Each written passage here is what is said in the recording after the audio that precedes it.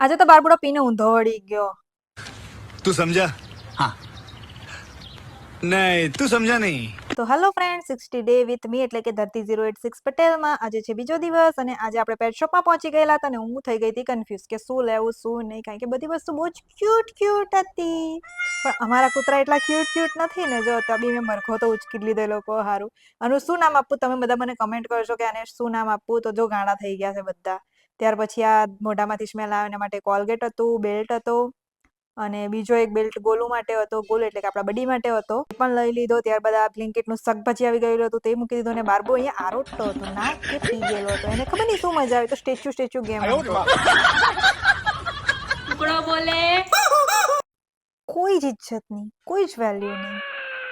પાણીમાં નાખ્યા પૈસા. પછી આપણે બનાવી લીધેલા હતા થેપલા. તો થેપલા ભછેડવાની તૈયારી કરી દીધેલી હતી. ચા કોફી આવી ગયેલી હતી અને બારબી મેડમ એકદમ શાંતિથી બેસેલા હતા. શાના માટે યાર? ઊંઘવાનો ટાઈમ થઈ ગયેલો. તો ગુડ નાઇટ, હું પણ સુઈ જાઉં. Bye bye.